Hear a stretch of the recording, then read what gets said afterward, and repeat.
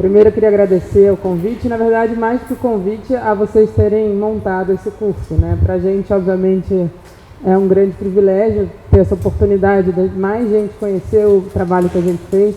E foi, como eu vou mostrar para vocês, foi um trabalho em parceria com várias instituições. A ideia do livro era mostrar que a austeridade ela vai comprometer o futuro das próximas gerações, ela não é uma coisa que afeta só o presente, né? Ela afeta o futuro também, né? Porque ela vai afetar, como vocês viram, a educação, vai afetar a saúde, vai afetar uma série de áreas que afetam não só quem está agora, mas também para frente, né? Aumenta a desigualdade social, destitui direitos dos cidadãos, né? Atua, obviamente, de forma extremamente seletiva, o que vai ter impactos diferenciados na população, né? E, obviamente, acaba também contribuindo para efeitos negativos na saúde, no meio ambiente e para um país já tão desigual como o Brasil, né? Tal opção política, obviamente, compromete completamente a capacidade do país de continuar gerando um projeto que seja minimamente inclusivo, né? Então, mantendo essa visão, a gente caminha para o que até o Rodrigo Maia falou, né? Para um caos social, né? O livro, quem chegou a ler já os capítulos, a gente fala bastante do risco do abismo social, né? E até o Rodrigo Maia agora já está vendo isso. Não sei se vocês sabem também, mas a gente, a partir do livro, fez um documento. Não sei se chegou a circular esse documento aqui também. Teve apoio também das instituições. E ele, na verdade, é uma sequência de um documento anterior. A gente tinha feito, em 2016, pela Sociedade Brasileira de Economia Política, um documento que era para discutir a Emenda Constitucional 95, que foi esse aqui, né, chamado Austeridade e Retrocesso, com parceria de alguns institutos, a Fundação Friedrich Ebert também, que apoiou esse projeto.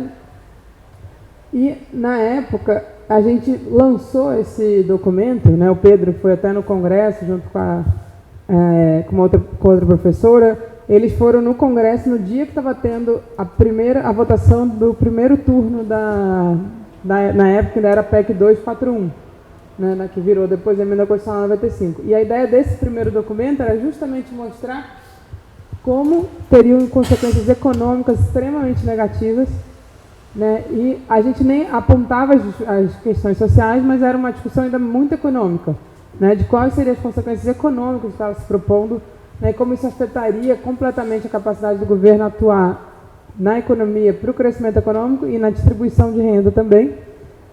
E esse aqui foi lançado ano passado, logo depois do livro, como um resumo do livro, né? Então, se esse aqui é um texto muito econômico, esse aqui, ao contrário, já é um texto muito...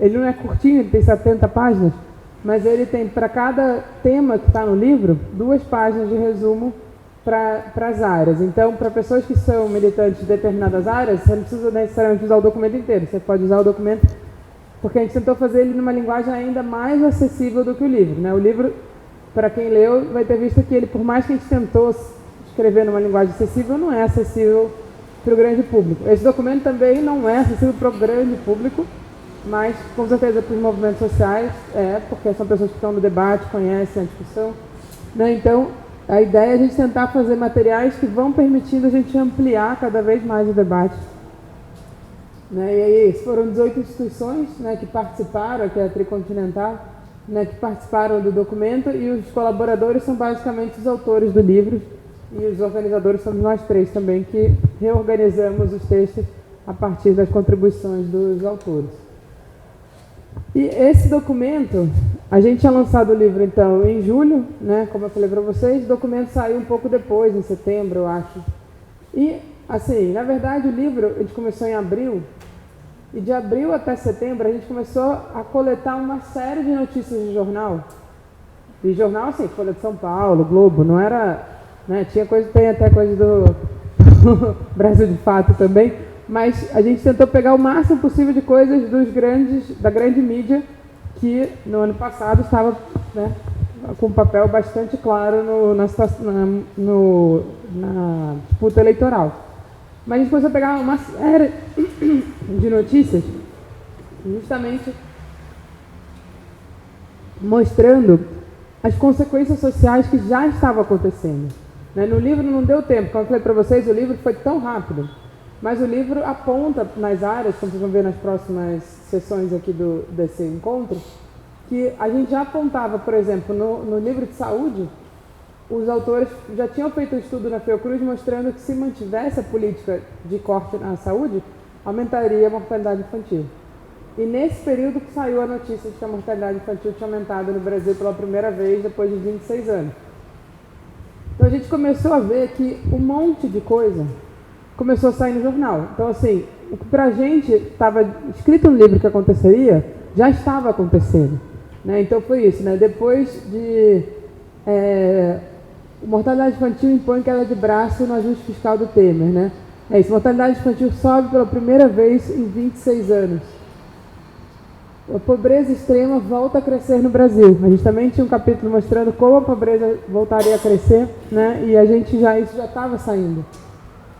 Emprego formal cada vez mais baixo, né? Nos últimos anos, o que gerou de emprego no Brasil foi basicamente emprego informal, que substitui o emprego formal. Basicamente o que aconteceu tem uma queda contínua do emprego formal no Brasil, e a partir de 17, 18 que o emprego volta a subir, é só informal. Né? Então isso a gente também apontava no livro. Cidades paralelas, né? 40%, aumento de 40% da população de rua em Belo Horizonte, aqui nessa notícia. Mas, enfim, no Rio isso é absurdo, o aumento da população de rua, em São Paulo eu sei que também, e eu já fiz essa palestra em alguns lugares, e cada cidade que eu vou, por menor que seja, também aumenta a população de rua. Né? É uma situação muito grave. É isso, as pessoas indo morar, mais gente morando na mesma casa, né? Quem ainda tem para onde ir vai se aperta. A questão da alta do gás, né? De pessoas usando outras soluções para cozinhar, que não fosse... Né? Corte nas universidades, né? 90% das universidades federais tiveram perda real no orçamento. Em 5 anos, então de fato não era uma coisa só do ano passado, era uma coisa que vinha se acumulando, e as consequências disso, obviamente, gravíssimas para a população. Né? A primeira consequência é econômica, né? E além dessa consequência social dos dados que eu já mostrei para vocês aqui, das notícias, uma outra consequência que é muito grave é uma consequência econômica. Né? Qual é a lógica dessa consequência econômica? Aqui, nessas linhas aqui, são as crises que o Brasil passou, as maiores crises que houve no Brasil. Né? Então, teve a crise de 29, lá, né? Aquela crise que foi mundial, a crise da década de 80, que foi a crise da dívida, né? Que foi uma crise muito forte, a crise de 89, né? Lá com o Collor, que na verdade esse é o ano antes do PIB cair. Então, foi 90, né? Com o Collor.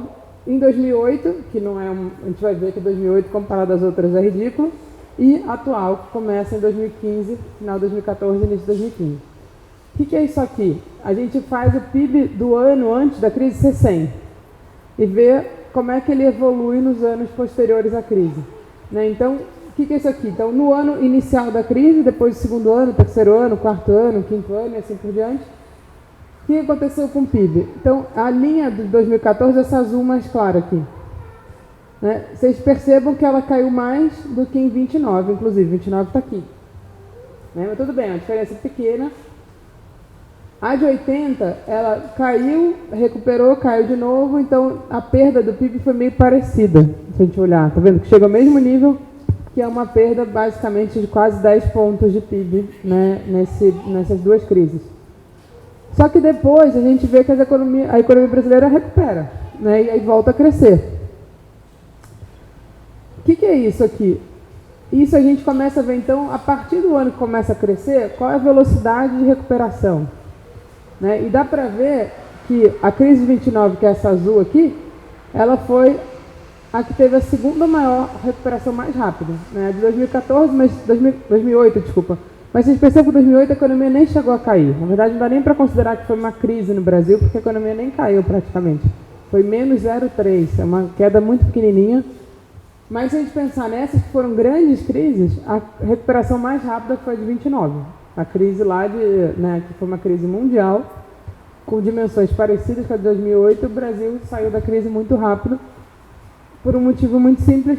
Naquela época a gente basicamente tinha um produto relevante que se produzia no Brasil, que era o café, e o governo foi lá e salvou o café.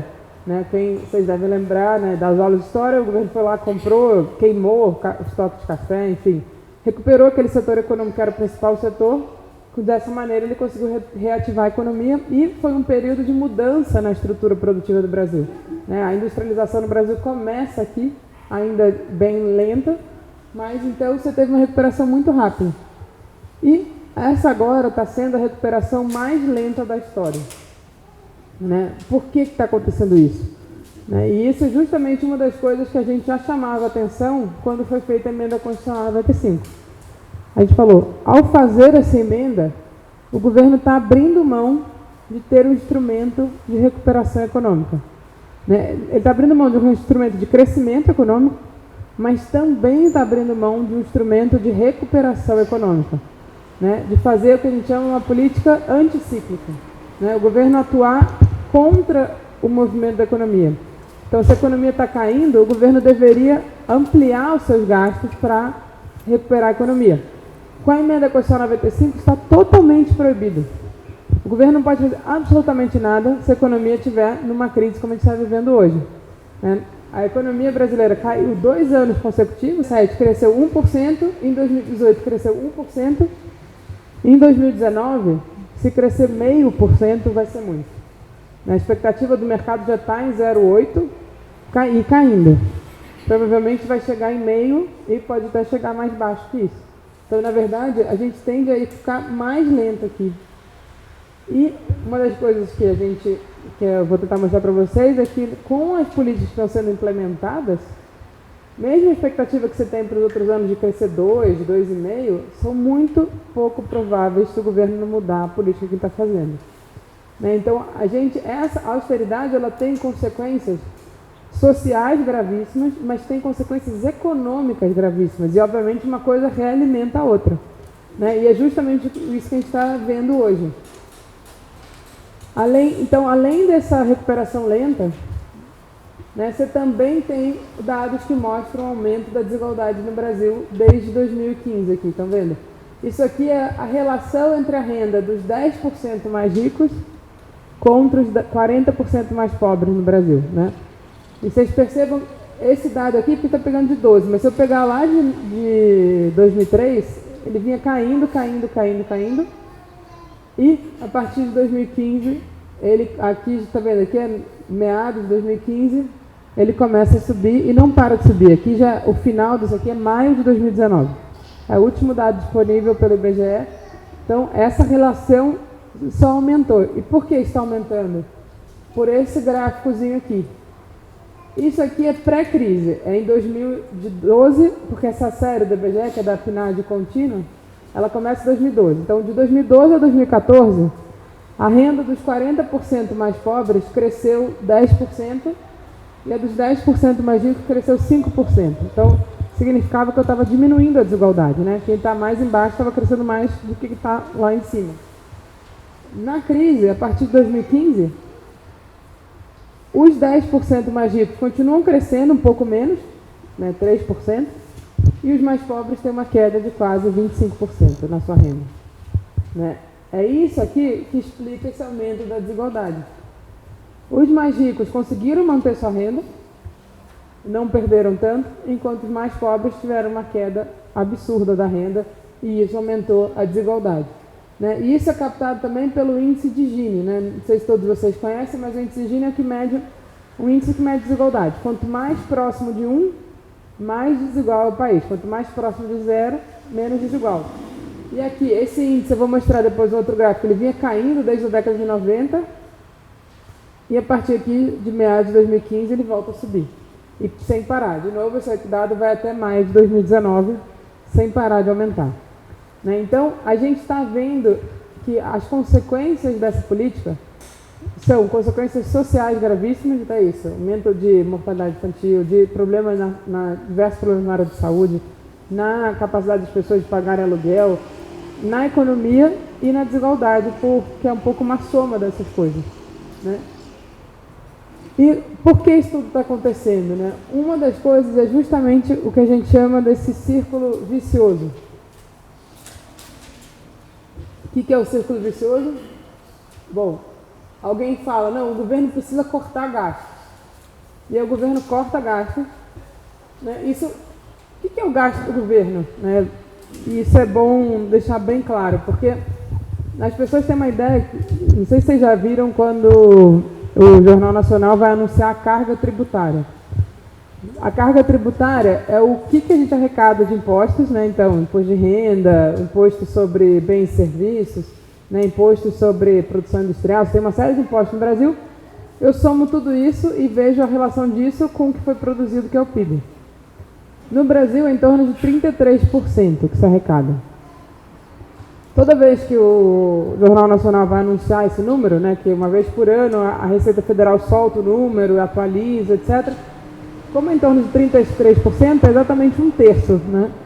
O que o Jornal Nacional faz? Ele mostra 3 caixinhas e fala, o governo pegou esse um terço para ele.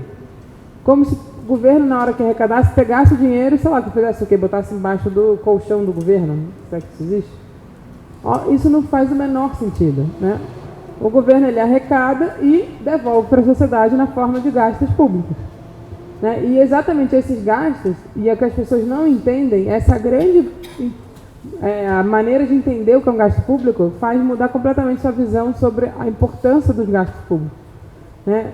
Aqui quase todos vocês devem conhecer, mas basicamente são 3 grandes gastos públicos que existem. Né? Existem gastos com prover serviço para a população, né? Então é garantir escolas, garantir universidades, garantir hospitais, garantir justiça, garantir segurança pública, tudo isso são serviços públicos que o governo presta de forma gratuita, mas obviamente tem que pagar o salário das pessoas, tem que pagar, né, o que precisa lá de insumos, o que você precisar para produzir aquele serviço. Né? Então, portanto, esse é um tipo de gasto que o governo faz e é muito intensivo em gente, em pessoal. Né? Então, é muito intensivo em funcionários públicos. Na universidade tem professores, os hospitais têm médicos e assim por diante. E o outro gasto relevante são transferências de renda direto para a população. O que é isso? Previdência é um deles, muito importante, né, que é o governo transferindo renda direta para alguém. Então, ele paga aposentadoria, paga uma pensão, pode pagar benefícios assistenciais como Bolsa Família, como benefícios de prestação continuada, né, que é o chamado BPC. Isso tudo é o que a gente chama de transferências diretas para as famílias. É o governo pegar o dinheiro e pagar para uma pessoa sem ela precisar prestar um serviço. Né? Não é em contrapartida, não é um salário de um funcionário público, é uma transferência de renda e essa pessoa vai pegar esse dinheiro então e vai gastar. Um terceiro elemento importante são os investimentos públicos. Né? Então é a construção de coisas. Como é que o governo faz para construir? Ele contrata uma empresa. E essa empresa, por sua vez, vai contratar gente para trabalhar na obra e assim por diante. Então, o gasto do governo, na verdade, ele é renda das pessoas, ele é renda das famílias. Né? Cada vez que o governo gasta R$1, ele está dando dinheiro para alguém. E esse dinheiro, portanto, vai para o setor privado, não fica com o governo. Ele volta para o setor privado. Né? Então, na hora que o governo corta, ele deixa de dar renda para o setor privado. Então, portanto, na hora que ele reduz os gastos públicos, ele está reduzindo a capacidade das famílias de gastar. Então, ele, na verdade, reduz a demanda privada e, consequentemente, vai reduzir o próprio crescimento da economia. Porque é menos gente consumindo, menos empresas contratando trabalhadores, né, e menos fazendo a roda girar. Quando o PIB cai a arrecadação também, porque os impostos são todos baseados na própria volume de renda que é gerado na economia. E isso piora a diferença entre despesa e receita. E aí o que o governo faz? Corta mais.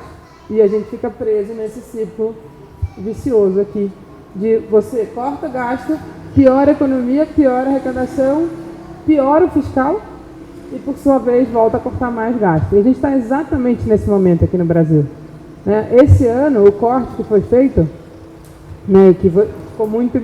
Até dia 30, na última sessão, era justamente o dia da segunda manifestação, né, dos estudantes, por conta dos cortes na educação.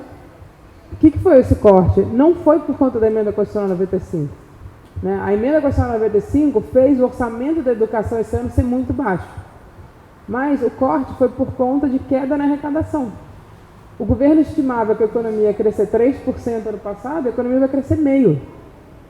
Essa diferença entre os 3% que o governo estimava e que, portanto, ele projetou no que ele ia arrecadar para o que de fato a economia está crescendo, faz com que o que o governo esperava receber seja muito menor.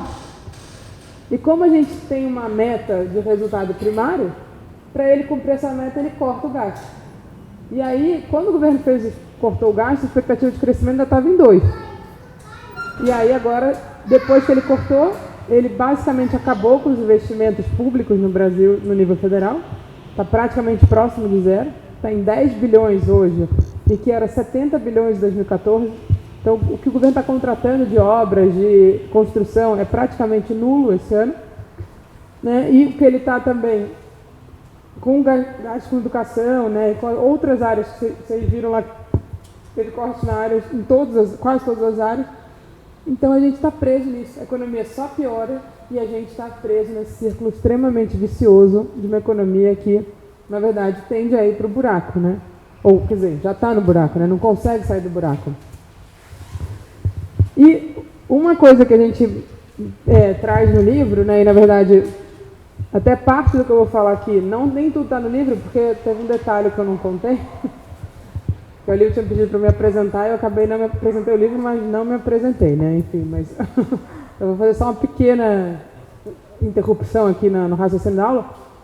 Mas eu sou professora da universidade, né? Eu estava antes, trabalhei no governo Dilma, na assessoria econômica do Ministério do Planejamento e depois como secretária de Orçamento Federal.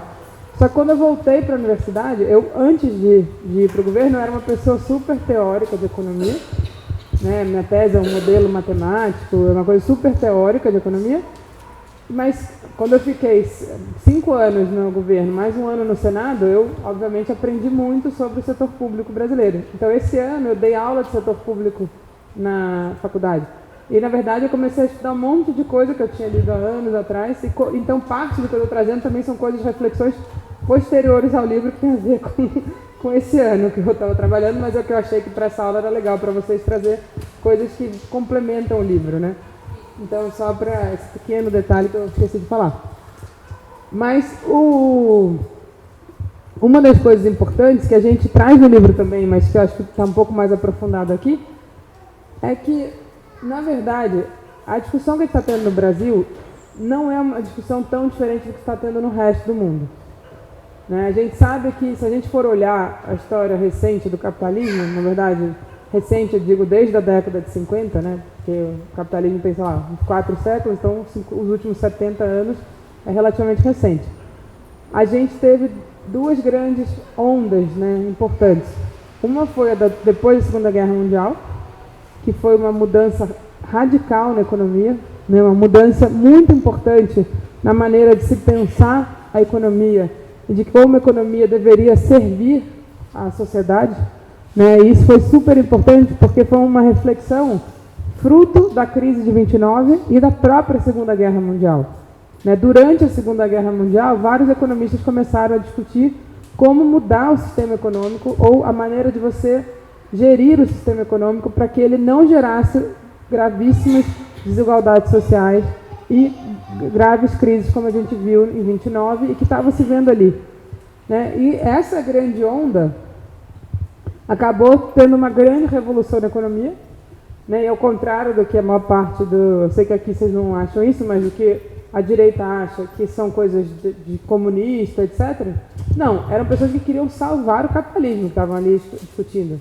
Né? Tanto que na discussão final a União Soviética foi expulsa do debate, que foi o chamado Acordo de Bretton Woods. Eles não deixaram a União Soviética participar desse debate no final, porque a ideia ali era uma nova visão de capitalismo mais razoável, que permitisse fazer um contraponto à União Soviética, na verdade. Né?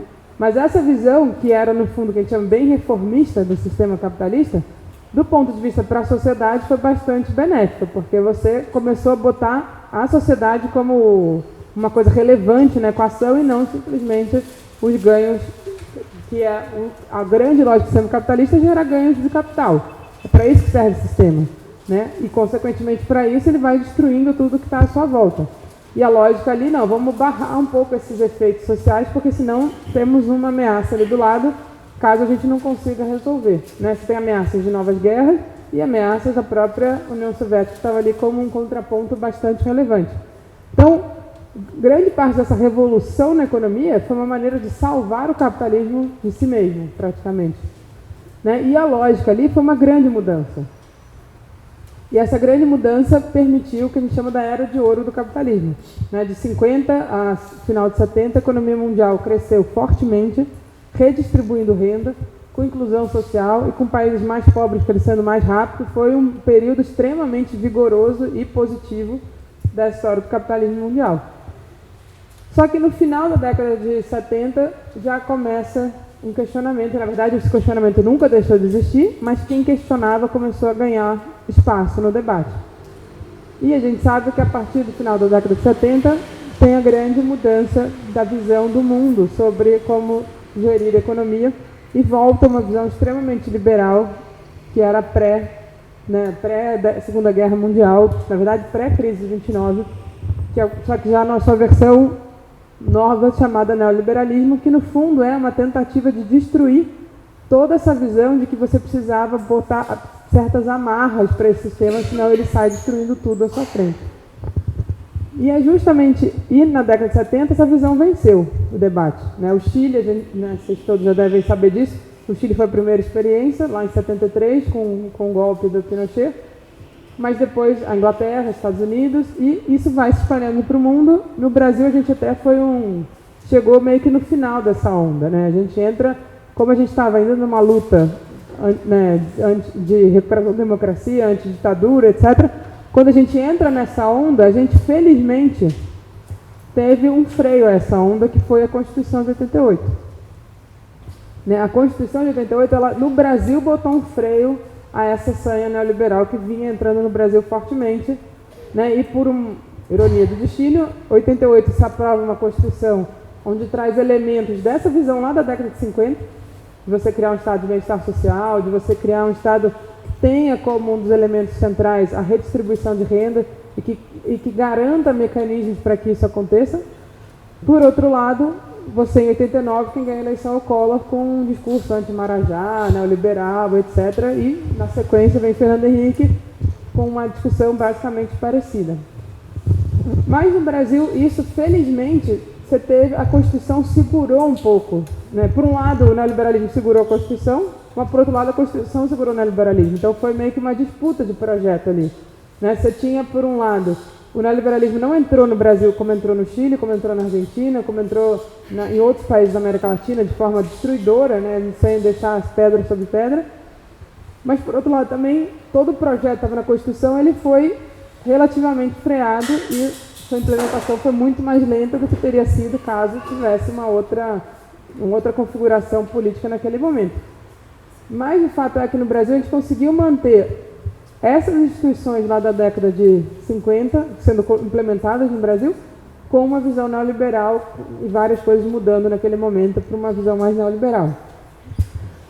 O mundo, em geral, caminhou para o neoliberalismo fortíssimo. Né? E esse neoliberalismo ele caminha em diversas frentes. Ele não só pressupõe uma redução dos estados de bem-estar social, mas ele também pressupõe fortemente uma desregulamentação dos mercados em geral, né? Uma abertura dos mercados, principalmente do mercado financeiro. E, obviamente, né, resumindo aqui muito rapidamente essa história, isso foi indo, chegou na crise de 2008. Né? A crise de 2008 é uma crise parecida com a de 29, na sua dimensão e na sua causa. Ambas são frutos de um liberalismo exacerbado na economia, né? Uma falta de regulação dos fluxos de capital, uma falta de regulamentação dos mercados financeiros, né? E uma especulação financeira absurda que, em um determinado momento da história, afeta os mercados em geral, né? Principalmente dos países desenvolvidos. Tanto 29 quanto a crise de 2008 são crises dos países desenvolvidos que depois chegam nos demais países. Não são crises dos países de desenvolvimento, são crises dos países desenvolvidos. Fruto de uma visão de economia muito particular que permite essa total liberdade dos capitais e ele, portanto, gera o que, em geral, isso vai acontecer e gera grandes crises.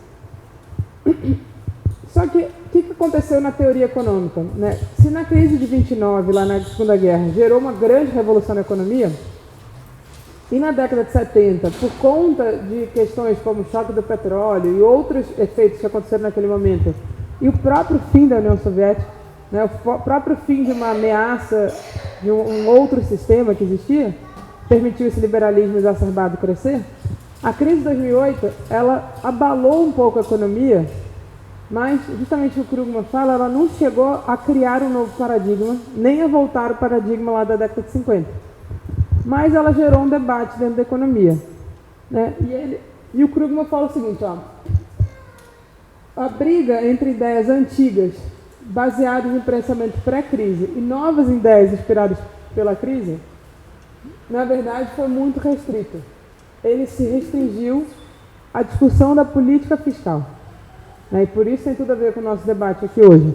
Ele fala, olha, o debate dentro da economia ele ficou muito restrito e, na verdade, ele ficou centrado entre se o governo teria um papel para resolver a crise ou não. Na visão anterior à crise, né, o que a gente chamava de um novo consenso macroeconômico na economia, se tinha uma visão de que a política fiscal, que é a política de tributação, de gastos, tinha papel zero para controlar o ciclo econômico. E era justamente uma ideia oposta à década de 50. Na década de 50, a conclusão foi o seguinte, não só precisa de um sistema de bem-estar social para garantir distribuição de renda e garantir uma seguridade social, né, e garantir uma segurança para a sociedade como um todo, como o Estado tem um papel central na atividade econômica e na geração de emprego. Essa foi a grande conclusão da década de 50. O Estado tem um papel na geração de emprego, ele tem que ser o promotor do pleno emprego e ele tem que ser o promotor da distribuição de renda. Essa foi a grande discussão da década de 50. Isso tudo tinha sido totalmente escanteado e a ideia era de que a política fiscal, que por meio de gastos, ela deveria ter uma regra totalmente fixa, pré-estabelecida e que o governo não deveria ter papel nenhum na estímulo da atividade econômica. Isso foi questionado depois da crise de 2008. Por quê? Os países botaram a taxa de juros a quase zero, os Estados Unidos, a taxa de juros dos Estados Unidos chegou a zero e a economia continuava sem nenhuma reação. Os Estados Unidos jogou dinheiro no mundo inteiro, jogou trilhões de dólares no mundo e nada acontecia. Né? E aí começou a falar, bom, acho que talvez a gente precise voltar àquela ideia lá da década de 50 e o governo deveria ter um papel mais forte de gastar mais para fazer a economia se recuperar. E é justamente esse debate que tem a ver com o debate aqui no Brasil. Né? Qual a ideia do multiplicador keynesiano? É justamente o que Keynes falava, que se o governo gastasse, porque ele vai gerar renda para a população, essa renda vai ser gasta, então o efeito do gasto do governo é maior do que um. Né? Se o governo gastar R$1, ele pode gerar R$2 de PIB em vários anos seguidos. Então, na verdade, com R$1 que ele gasta, ele num acumulado de 10 anos pode gerar R$8. Ou R$5, que seja. Mas, então, quintuplicar o valor do que ele gastou pelo efeito multiplicador, que é, eu dou dinheiro para alguém, essa pessoa vai lá e gasta, então, na hora que ela gasta, ela gerou renda para outra pessoa, que vai lá e gasta, e isso é justamente o que a gente chama de multiplicador keynesiano. A visão da década de 50 é que esse multiplicador era relevante, muito maior do que um, e, portanto, o governo, se tivesse uma situação que ele quisesse estimular a economia, ele deveria gastar, porque isso, por si só, já reativaria a economia. A visão que estava meio em voga, um pouco antes da crise, e que em 2010 ganhou um espaço enorme, é o que a gente chama de doutrina da austeridade expansionista. É o discurso do Guedes. Vocês já devem ter ouvido, bom, era o discurso do Meirelles, era o discurso do Guedes, era o discurso do Levy também, né? Qual é a lógica? Isso está errado, o multiplicador é zero, ou negativo, ou muito próximo de zero, então é irrelevante o governo gastar. E, ao contrário, se o governo cortar gastos, como ele vai gerar uma melhora na confiança dos agentes econômicos, esses agentes econômicos vão começar a gastar. Então, era o oposto. Né? Se o governo cortar gasto, ele vai estimular o gasto dos agentes privados. Então, essa doutrina da austeridade expansionista foi justamente o que levou, em 2010, os países que durante a crise tinham feito estímulos importantes, né, durante 2008, 2009, Estados Unidos, a Alemanha, outros países europeus tinham feito estímulos fiscais importantes nos seus países. A partir de 2010, as pessoas falaram, olha, se continuar gastando desse jeito, a economia vai entrar em crise. Você precisa fazer um ajuste fiscal para a economia voltar a crescer. Né? Então ficou esse debate. Vale o multiplicador keynesiano ou vale essa ideia da doutrina fiscal, de ajuste fiscal expansionista ou da doutrina da austeridade expansionista? Né? E, como eu vou mostrar para vocês, essa doutrina aqui, e é justamente o que a gente mostra no primeiro capítulo do livro, ela está baseada em mitos. Ela não tem nenhuma evidência empírica, né? Ela não tem nenhuma base real na economia. Ela é totalmente construída a partir dessa ideia bastante mítica de que se o governo cortar os gastos, então os empresários vão sair gastando. Essa é uma lógica completamente absurda e que não tem nenhuma base empírica. A gente mostra justamente isso nesse capítulo do livro e eu vou mostrar rapidinho. Então, o que o Krugman fala é que durante a crise, os governos se abstiveram de um aperto drástico da política fiscal, então permitiram que o que a gente chama de estabilizador automático, associado aos grandes estados de bem-estar social, entrasse em ação. O que é isso? O Brasil tem isso também. Lembra, vocês viram que eu mostrei ali que o desemprego aumentou, mas muita gente começou a se apertar em lares, né? O que aconteceu no Brasil nos últimos anos? Os aposentados começaram a sustentar famílias inteiras. Por quê? Às vezes um aposentado, o filho perde emprego, mas o filho tem filho, então ninguém ali vai morrer de fome. O avô, né, o avó dessa família começa a sustentar a família porque ele tem uma renda que independe do ciclo econômico. Né? Então isso é um estabilizador automático. Eu tenho uma renda que a economia pode ir para o buraco, o governo vai continuar pagando a aposentadoria e a pensão daquela pessoa. E, portanto, obviamente, o governo vai ter um gasto e não vai ter arrecadação. Os impostos caem e os gastos aumentam. Essa é a ideia do estabilizador automático. Então, já por isso, só por isso, você já teria um aumento do gasto, uma queda da arrecadação e uma piora do resultado fiscal. Isso é um resultado esperado em economia, quando você tem uma crise. Né? E ele fala, justamente, os estados que tinham grandes estados de bem-estar social, que, portanto, têm esse mecanismo de transferência de renda independente do ciclo econômico, conseguiram sustentar e a crise não for tão forte. Além disso, os bancos centrais do mundo inteiro reforçaram o sistema financeiro, né? A gente sabe como os Estados Unidos salvou o seu próprio sistema financeiro, e teve uma cooperação internacional que assegurou que não houvesse falhas repentinas provocadas por falta de dólares no mundo, etc. Então você teve um grande socorro. Né? E aqui é a Bolsa de Nova York. Né? Em azul foi o que aconteceu em 29. Então, olha como a Bolsa em 29 caiu, né? E olha como a Bolsa em 2008 também caiu, mas parou de cair. O que é isso aqui? É o que a gente chama do... Foi quando os Estados Unidos começou a jogar dinheiro no mundo. A partir do momento que ele começou a jogar dinheiro no mundo, na verdade, ele começou a comprar títulos privados, inclusive ações. Com isso, ele segurou a Bolsa e a Bolsa voltou a subir e disparou, na verdade. A Bolsa bombou. Então, ele evitou uma crise mais catastrófica em termos financeiros. Ele fala, bom, por enquanto, tudo bem, né? Infelizmente, uma vez evitado o risco de um colapso catastrófico, a história da política econômica torna-se muito menos feliz. Depois de praticar mais ou menos políticas keynesianas na fase aguda da crise, os governos todos voltaram atrás. Né? Ele fala...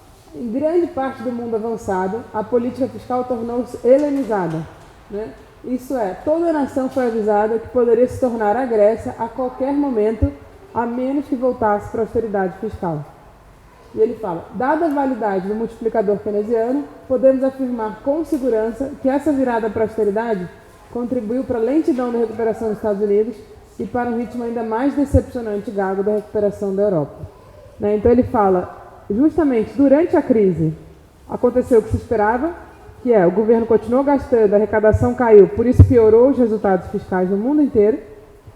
E aí todo mundo começou a falar, não, olha só, seu déficit aumentou muito, então você tem que cortar o gasto agora, senão você não vai crescer. E essa tese da austeridade expansionista começou a crescer. E aí o que ele mostra é isso aqui, ó. Esse é um outro gráfico, parecido com aquele do início que eu mostrei para vocês. Essa aqui foi a crise de 30 na Europa, crise de 29. Bem mais forte que a de 2008 aqui. Mas é o que ele fala? Uma vez, tudo bem, 29 foi mais profundo, porque você não tinha nenhum desses mecanismos de barrar a queda.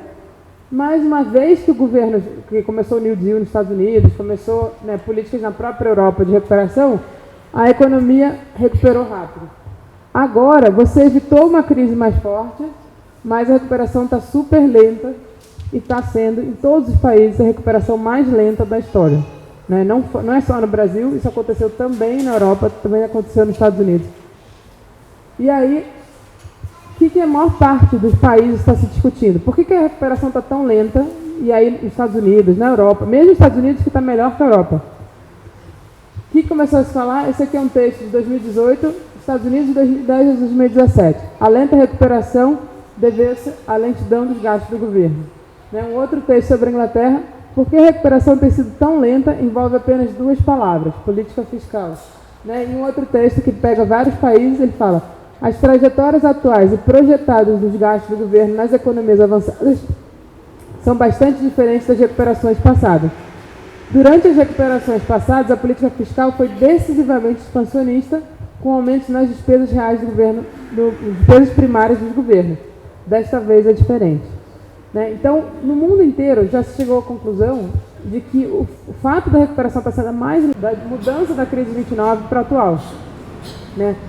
Essa já falou assim, ó, em 29, quando teve a crise financeira em Wall Street, você jogou o cara de Wall Street pela janela.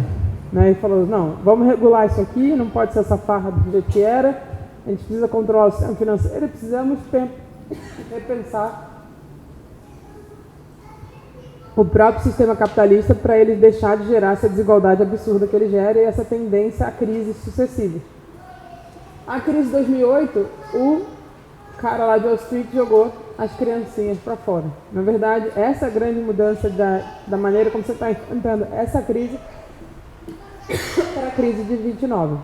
É verdade que para você chegar nessa visão da década de 50, demorou quase 20 anos.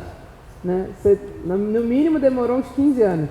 Você precisou chegar numa grande guerra para as pessoas, de fato, ter uma mobilização e chegar a um consenso para fazer alguma coisa.